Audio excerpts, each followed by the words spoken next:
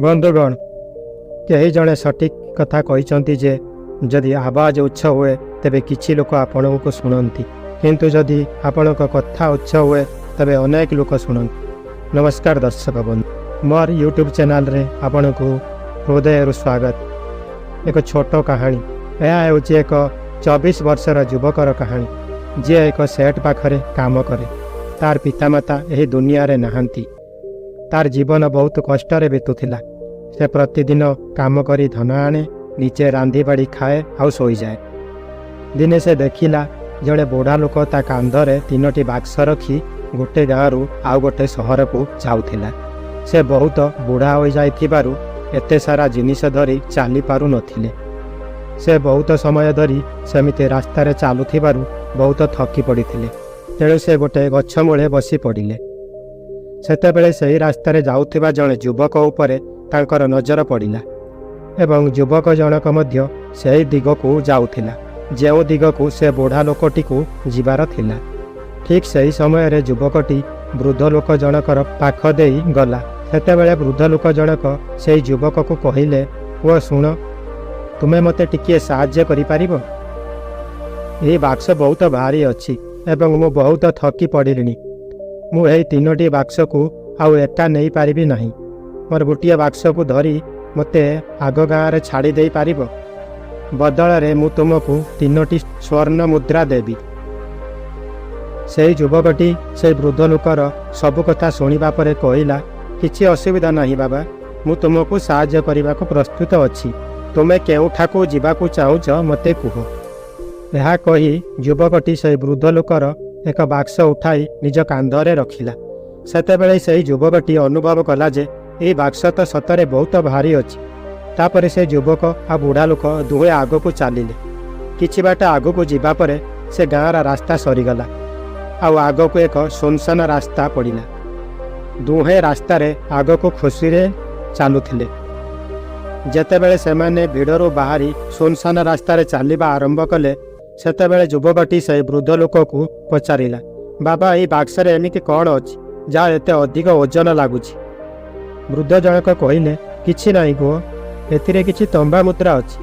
वृद्ध मुहरु एमिति उत्तर शुणी युवकटी मने मने भाबिला, लागुछि एही बाबा निश्चित भाव में जड़े व्यवसायी, सेथिपाई से एते तंबा मुद्रा नहीं जाउछंती। एवं तापरे ता मनरे एक भावना आसिला, मोर कौन अछि, मते तो यही बाक्स को खाली आर गाँव में पहुँचाइबाकू पड़िबो, बास एतिकी। जेतेबेले से एमिति भाबिला से सही तंबा मुद्रार भावना निज मनरू बाहर करदेला आ मस्त होई आगको चलिला।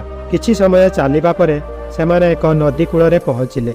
युवकटी देखिबाकू हुष्टपुष्ट एवं शक्तिशाली थिला। तेणु से किछि न भाबी न चिंती नदी पारी हेबा पई नदी भीतर को पशिगला।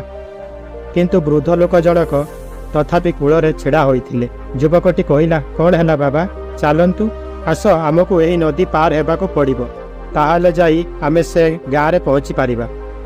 वृद्ध लोक जनक कहिले, मु जानिछि आमको यही नदी पारी हेबाको पड़िबो, किंतु मु ए वृद्ध अवस्थारे यही 2टी बाक्स धरी कौन यही नदी पार होई पारिबी? जदि मोर पाद खसी जाए तो कौन हेबो? कौन तमे मोर आउ एक बाक्स नहीं पारिबो? मु एहा बदलरे मध्य तुमको आउ 3टी स्वर्ण मुद्रा देवी। युवकटी हसी देई कहिला, बाबा एमिति कही मते लज्जित करंतु नहीं। आपण जदि स्वर्ण मुद्रा न दियंती तथापि भी मु तम काम अवश्य करिबी। निश्चित भाव में मु आर गाँ पर्यंत नहीं जीवी। या उपरे वृद्ध लोक जनक हसी देई कहिले, पुओ तुमे बहुत भल मनीष परि मने हेउछ। यह कही से द्वितीय बाक्सटी को युवक को धराई देले। जेतेबेले युवकटी सही द्वितीय बाक्सटी को निज कांध उपरे रखिला, सेही बाक्सटी मध्य बहुत ओजन थिला। किंतु से सेठारे किछि न कही प्रथमे नदी पारी हेले। जेमिति सेमिति नदी पारी हेले। नदी पार होई सारिला परे कथारे कथारे युवकटी वृद्ध को पचारिले, एही बाक्सरे कौन अछि? एही बाक्स भी बहुत भारी लागुछि। यह उपरे वृद्ध लोक जनक युवक को उत्तर दियंती, पुओ एथिरे रूपा मुद्रा अछि। वृद्धंक ठारू एही कथा शुणी एबे तार मनरे अनेक प्रकार कथा आसिला। से भाबुथिला, गोटे बाक्सरे तंबा मुद्रा अछि, द्वितीय बाक्सरे रूपा मुद्रा अछि। एमिति लागुछि ए वृद्ध लोक जनक बहुत दूररू आसिछंती। आउ से तांकर सबु जमी बाड़ी बिक्री करी ଏହି ସମସ୍ତ ମୁଦ୍ରା ସଂଗ୍ରହ କରିଥିବେ। ସେଥିପାଇଁ ସେ ଏତେ ସାରା ମୁଦ୍ରା ସାଙ୍ଗରେ ଧରି ସହରରେ ରହିବା ପାଇଁ ଯାଉଥିବେ। କିନ୍ତୁ ସେହି ଯୁବକଟି ବୃଦ୍ଧକୁ କିଛି କହିନଥିଲା ଏବଂ ଦୁହେଁ ଚୁପଚାପ ରାସ୍ତାରେ ଆଗକୁ ଚାଲିଥିଲେ। କିଛି ଦୂର ଆଗକୁ ଗଲା ପରେ ପୁଣି ଥରେ ଏକ ସୁନସାନ ରାସ୍ତା ଆସିଲା। ସେହି ସୁନସାନ ରାସ୍ତାରେ ଚାଲୁଥିବା ବେଳେ ଯୁବକଟି ମନରେ ଅନେକ ପ୍ରକାର ବିଚାର ଆସୁଥାଏ। ସେ ଭାବିଲା, ଆରେ ଏ ତ ପୁରା ସୁନସାନ ଜାଗା ଅଛି। ଯଦି ମୁଁ ଏହିସବୁ ମୁଦ୍ରାକୁ ନେଇ ଏଠାରୁ ଦୌଡ଼ି ପଳାଇଯାଏ, ତେବେ ଏହି ବୃଦ୍ଧ ଲୋକ ଜଣକ କେତେ ସମୟ ମୋର ପିଛା କରିପାରିବେ। ମୋତେ ଲାଗୁନାହିଁ ଯେ ସେ ମୋତେ କେବେ ଧରିପାରିବେ ଏବଂ ଏଠାରେ ମଧ୍ୟ କେହି ନାହାନ୍ତି ଯିଏକି ତାକୁ ସାହାଯ୍ୟ କରିପାରିବ। ଆଉ ଏମିତି ବି ଇଏ ବହୁତ ସାରା ମୁଦ୍ରା ଅଛି। ମୁଁ ଏଥିରେ ଗୋଟେ ଭଲ ଦୋକାନ କିଣିପାରିବି। ମୁଁ ମୋର ଏକ ନୂଆ ବ୍ୟାପାର ଆରମ୍ଭ କରିପାରିବି। ଆଉ ଏମିତି ବି ଏହି ବୃଦ୍ଧ ଲୋକ ଏହି ବୟସରେ ଏତେ ସାରା ଧନ କ'ଣ କରିବେ? ଭଲ ହେବ ଏହିସବୁ ମୁଦ୍ରା ମୁଁ ରଖିନେବି। ସେ ଯୁବକଟି ସେହି ସବୁ ବିଷୟରେ ଭାବୁଥିଲା। ସେତେବେଳେ ତାକୁ ନିଜ ଉପରେ ଆଶ୍ଚର୍ଯ୍ୟ ଲାଗିଲା। ଆରେ ମୁଁ ଏ କ'ଣ ଭାବୁଛି? ଜଣା ନାହିଁ ଏହି ବୃଦ୍ଧ ବାବା କେଉଁଠୁ ଆସିଛନ୍ତି ଏବଂ ସେ କିପରି ଏତେ ମୁଦ୍ରା ସଂଗ୍ରହ କରିଥିବେ। ମୋତେ ତାଙ୍କର ଅସହାୟତାର ଫାଇଦା ଉଠାଇବା ଉଚିତ ନୁହେଁ। ନା ନା, ଏମିତି କରିବା ଉଚିତ ନୁହେଁ। ସେ କିଛି ସମୟ ପାଇଁ ତା ମନକୁ କାବୁରେ ରଖିପାରିଲା, କିନ୍ତୁ କିଛି ସମୟ ପରେ ଆଉ ତା ମନର ଲୋଭକୁ ସେ କାବୁ କରିପାରିନଥିଲା। ସେ ଯୁବକଟି ଦୁଇଟି ବାକ୍ସ ଧରି ବୃଦ୍ଧଙ୍କ ଉତ୍ସରେ ଚାଲୁଥିଲା। ଆଉ କିଛି ବାଟ ଆଗକୁ ଗଲା ପରେ ଏକ ପାହାଡ଼ ଆସିଲା। ପାହାଡ଼ ଦେଖି ବୃଦ୍ଧ ଲୋକ ଜଣକ କହିଲେ, ପୁଅ, ଏହି ପାହାଡ଼ ଉପରକୁ ମୁଁ ଚଢ଼ିପାରିବି ନାହିଁ। ଏହି ବୃଦ୍ଧ ଅବସ୍ଥାରେ ଏହି ଓଜନିଆ ବାକ୍ସ ଧରି ପାହାଡ଼ ଚଢ଼ିବା ମୋ ପାଇଁ ସମ୍ଭବ ନୁହେଁ। ମୋର ଆଣ୍ଠୁରେ ମଧ୍ୟ ଯନ୍ତ୍ରଣା ହେଉଛି। ଯଦି ତୁମେ ମୋର ତୃତୀୟ ବାକ୍ସଟି ମଧ୍ୟ ନିଅ, ମୁଁ ତୁମକୁ ଆଉ 3ଟି ସ୍ୱର୍ଣ୍ଣ ମୁଦ୍ରା ଦେବି। କିନ୍ତୁ ମନେ ରଖ, ଏହା ଯେମିତି ହସେଇବ ନାହିଁ, କାଳେ ଏହି ବାକ୍ସ ଖୋଲିଯିବ। ଏହା ଶୁଣି ଯୁବକଟି ପଚାରିଲା, କାହିଁକି ବାବା, ଏଥିରେ ଏମିତି କ'ଣ ଅଛି ଯେ? ବୃଦ୍ଧ ଲୋକ ଜଣକ କହିଲେ, ଏଥିରେ ସ୍ୱର୍ଣ୍ଣ ମୁଦ୍ରା ଅଛି। ଏହା ଶୁଣି ଯୁବକଟି ମନେ ମନେ ବହୁତ ପ୍ରସନ୍ନ ହେଲା। ସେ ଚୁପଚାପ ସେହି ବାକ୍ସଟିକୁ ବୃଦ୍ଧଙ୍କ ଠାରୁ ନେଇଗଲା ଏବଂ ଦୁହେଁ ରାସ୍ତାରେ ଆଗକୁ ଯିବାକୁ ଲାଗିଲେ। ବର୍ତ୍ତମାନ ବୃଦ୍ଧ ଜଣକ କିଛି ବି ଓଜନ ନ ନେଇ ଆରାମରେ ପାହାଡ଼ ଚଢ଼ୁଥିଲେ। କିନ୍ତୁ ସେ ଯୁବକ ଜଣକ ଯିଏ ପଛରେ ଥିଲା, ଅଧିକ ଓଜନ କାରଣରୁ ସେ ଧୀରେ ଧୀରେ ଚାଲୁଥିଲା। କିନ୍ତୁ ଯେବେଠାରୁ ସେ ସ୍ୱର୍ଣ୍ଣ ମୁଦ୍ରାର ନାମ ଶୁଣିଛି, ସେବେଠୁ ତା ମନ ଖୁସିରେ ନାଚି ଯାଉଥିଲା। ସେ ମନେ ମନେ ଭାବୁଥିଲା, ଯଦି ମୋତେ ଏହି ସବୁ ଧନ ମିଳିଯାଏ, ତାହେଲେ ମୋ ଜୀବନ ତ ପୁରା ଆରାମରେ ବିତିଯିବ। ଏମିତି ବି ଇଏ ବାବା ତ ବୁଢ଼ା ହୋଇସାରିଛନ୍ତି। ଭଲ ତାଙ୍କର ଏତେ ଧନର କ'ଣ ବା ଆବଶ୍ୟକ ଅଛି? ଏହି ବାବା ବୁଢ଼ା ହୋଇଗଲେଣି, ତାଙ୍କୁ ଏତେ ଧନ କାହିଁକି ଦରକାର? ୟାଙ୍କ ଜୀବନ ଏମିତି ତ କଟି ସାରିଛି। ମୁଁ ଗୋଟେ କାମ କରୁଛି, ଇଏ ସାରା ମୁଦ୍ରାକୁ ନେଇ ମୁଁ ଏଠାରୁ ପଳାଇଯାଏ। ଯୁବକର ମନରେ ଅନେକ ପ୍ରକାର ବିଚାର ଆସୁଥାଏ। ତାର ମନର ଲୋଭ ତା ବୁଦ୍ଧିକୁ ସମ୍ପୂର୍ଣ୍ଣ ଭାବେ କାବୁ କରିସାରିଥିଲା ଏବଂ ଯୁବକର ମନ ନିଜର ଭାବନାକୁ ଠିକ୍ ବୋଲି ଦର୍ଶାଇବା ପାଇଁ ଅନେକ ପ୍ରକାର ବିଚାର ଆଣି ଦେଇଥିଲା। ଏବଂ ସେତେବେଳେ ସେହି ଯୁବକ ମନରେ ଆଉ ଏକ ବିଚାର ଆସିଲା। ଆଉ ଏଥର ସେ ଭାବିଲା, ଏହି ବୃଦ୍ଧ ବାବା ଜଣକ ପ୍ରାୟ ଜଣେ ଚୋର ଅଟନ୍ତି। ନହେଲେ ୟାଙ୍କ ପାଖରେ ଏତେ ସାରା ସ୍ୱର୍ଣ୍ଣ ମୁଦ୍ରା କେଉଁଠାରୁ ଆସିଲା? ଯଦି ଇଏ ଜଣେ ବ୍ୟବସାୟୀ ହୋଇଥାନ୍ତେ, ତେବେ ଏମିତି ଚାଲି ଚାଲି ଯାତ୍ରା କରିନଥାନ୍ତେ। ଏବଂ ଯଦି ପ୍ରଥମରୁ ତାଙ୍କ ପାଖରେ ଏତେ ଧନ ଥିଲା, ତେବେ ସେ ସହରକୁ ଯିବା ପାଇଁ କିଛି ନା କିଛି ଉପାୟ ତ କରିଥାନ୍ତେ। ଏମିତି ଏକା ଏକା ଚାଲି ଚାଲି ଯାଇନଥାନ୍ତେ। ଲାଗୁଛି ଇଏ ଜଣେ ଚୋର ହୋଇଥିବେ। ଆଉ ଚୋର ଠାରୁ ଚୋରି କରିବା ହେଲା କ'ଣ ବା ଖରାପ କଥା? ଏମିତି ଭାବି ସେ ଯୁବକଟି ଏବେ ଦ୍ରୁତ ଗତିରେ ଚାଲିବାକୁ ଲାଗିଲା। ଆଉ ଧୀରେ ଧୀରେ ସେ ବୃଦ୍ଧଙ୍କ ଠାରୁ ଦୂରେଇ ଦୂରେଇ ଯାଉଥିଲା। ଆଉ ଦେଖୁ ଦେଖୁ ସେ ବୃଦ୍ଧଙ୍କ ଠାରୁ ବହୁତ ଆଗକୁ ଆସିଯାଇଥିଲା। ସେ ଭାବୁଥିଲା, ଯେମିତି ଏହି ପାହାଡ଼ ଢଲାଣ ରାସ୍ତା ଆସିବ, ମୁଁ 3ଟି ଯାକ ବାକ୍ସ ଧରି ଦୌଡ଼ି ପଳାଇବି। ଏହାଦ୍ୱାରା ଏ ସବୁ ମୁଦ୍ରା ମୋର ହୋଇଯିବ ଏବଂ ମୋର ଦରିଦ୍ର ମଧ୍ୟ ସବୁଦିନ ପାଇଁ ଦୂର ହୋଇଯିବ। ମୁଁ ଯାହା ଚାହିଁବି ତାହା କରିବାକୁ ସମର୍ଥ ହୋଇପାରିବି। ମୋ ପାଖରେ ବହୁତ ସାରା ଧନ ହୋଇଯିବ। ଆଉ ଦେଖୁ ଦେଖୁ ସେ ଦୁହେଁ ପର୍ବତର ଶିଖରରେ ପହଞ୍ଚିଗଲେ ଏବଂ ଏବେ ଗଡ଼ାଣି ରାସ୍ତା ଆରମ୍ଭ ହେବାକୁ ଲାଗିଲା। ତାପରେ ସେ 3ଟି ଯାକ ବାକ୍ସକୁ ଧରି ଦୌଡ଼ିବା ଆରମ୍ଭ କଲା। ଏବେ ତାର ଶରୀର ତାକୁ ବହୁତ ହାଲୁକା ଅନୁଭବ ହେଉଥିଲା।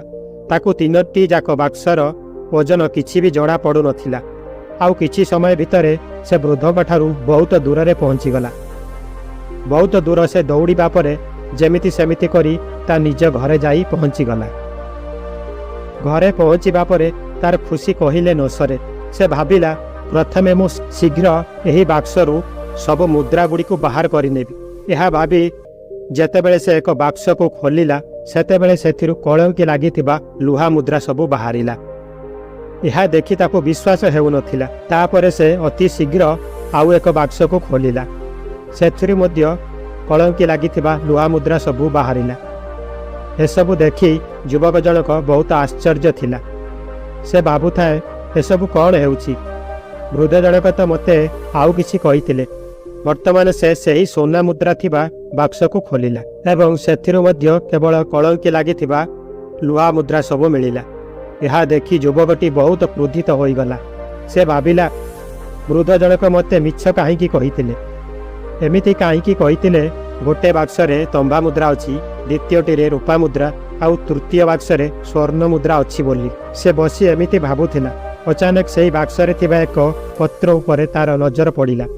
ସେ ସେହି ଚିଠିଟିକୁ ଉଠାଇଲା ଏବଂ ସେଥିରେ ଲେଖାଯାଇଥିଲା, ଏହି ପୁରା ଡ୍ରାମା ଜଣେ ସଚ୍ଚୋଟ ବ୍ୟକ୍ତିକୁ ଖୋଜିବା ପାଇଁ ରଚାଯାଇଛି ଏବଂ ମୁଁ ଏହି ରାଜ୍ୟର ରାଜା।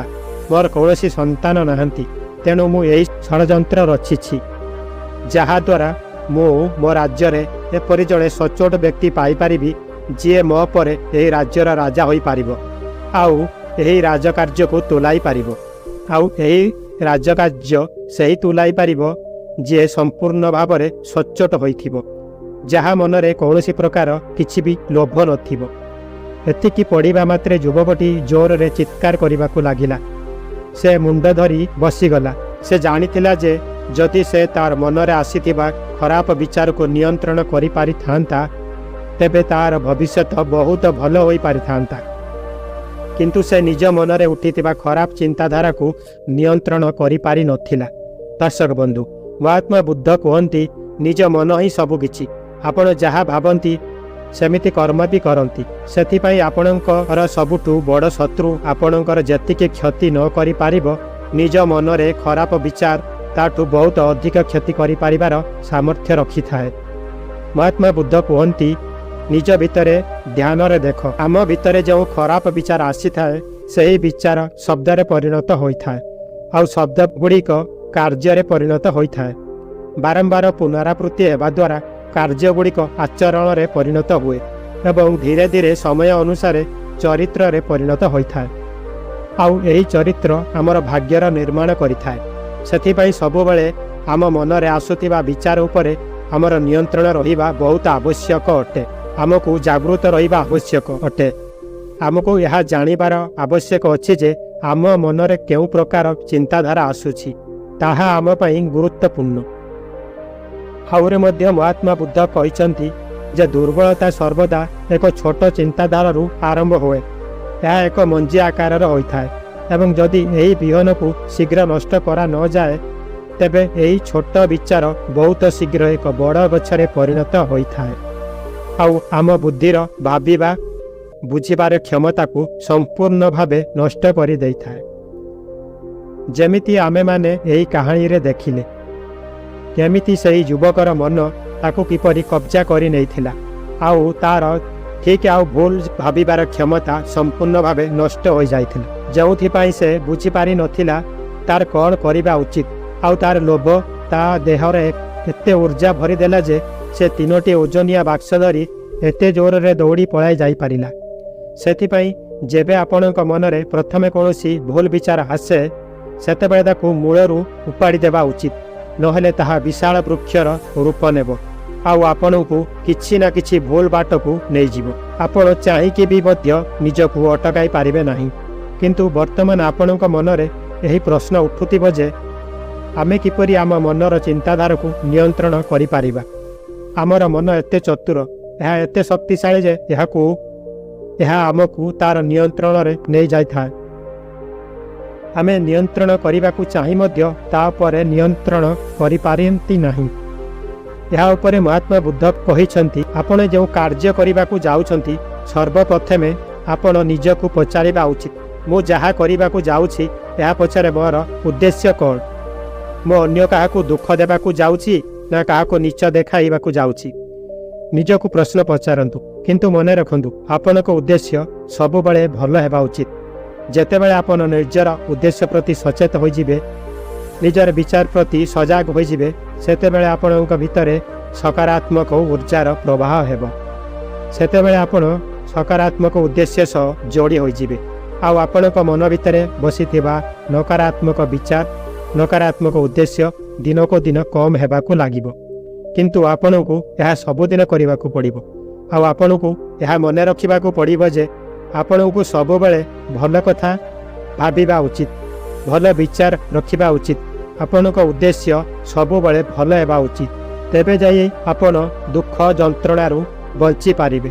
ଅନ୍ୟଥା ଆପଣ ସବୁବେଳେ ଦୁଃଖ ଆଉ ଯନ୍ତ୍ରଣାରେ ପଡ଼ି ରହିବେ ଆଉ କେବେ ଏଥିରୁ ବାହାରି ପାରିବେ ନାହିଁ। ଦର୍ଶକ ବନ୍ଧୁ, ଆଶା କରୁଛି ଆପଣମାନେ ଏହି କାହାଣୀରେ ନିଶ୍ଚିତ ଭାବେ କିଛି ଶିଖିବାକୁ ପାଇଥିବେ। ଯଦି ଏହି ଭିଡ଼ିଓଟି ଆପଣଙ୍କୁ ପସନ୍ଦ ଆସିଛି ତେବେ ଏହିପରି ଭିଡ଼ିଓ ଦେଖିବା ପାଇଁ ଆମ ଚ୍ୟାନେଲକୁ ସବସ୍କ୍ରାଇବ୍ କରି ରଖନ୍ତୁ ଆଉ ଭିଡ଼ିଓଟିକୁ ସେୟାର କରନ୍ତୁ।